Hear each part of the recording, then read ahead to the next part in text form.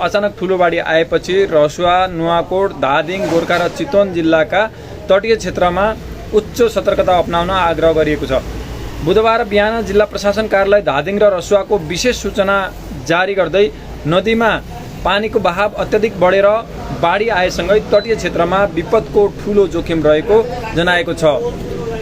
चीनतर्फ भारी वर्षा भएको वा हिमपातबाट विस्फोट भएको हुन सक्ने अनुमान गरिएको छ। बाढीको वास्तविक कारण भने अहिलेसम्म खुल्न सकेको छैन।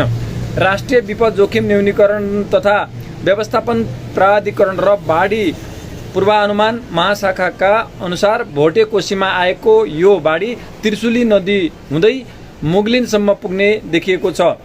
प्रशासनले नदी किनारामा माछा मार्ने, बालुवा निकाल्ने वा अन्य काममा संलग्न मजदुरहरूलाई तत्काल सुरक्षित स्थान जान निर्देशन दिएको छ। साथै नदी तटीय क्षेत्रमा सञ्चालित आयोजनाहरू, कार्यक्रमहरू र त्यहाँ बसोबास गर्ने आम जनसमुदायहरूमा आवश्यक पूर्व तयारी र सावधानी अपनाउन विशेष अनुरोध गरिएको छ।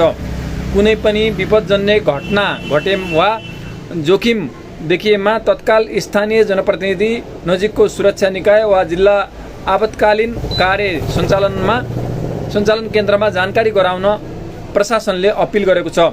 आपतकालीन अवस्थाका लागि नेपाल प्रहरीको हटलाइन नम्बर 100, सशस्त्र प्रहरीको नम्बर 1114 र जिल्ला आपतकालीन कार्य सञ्चालन केन्द्रको नम्बर 1234 वा 010 52 14 64 मा सम्पर्क गर्न सकिने प्रशासनले अर्को सूचना नआएसम्म नदी आसपास क्षेत्रमा नजान र सुरक्षित रहन सबैमा सचेतना गराएको छ।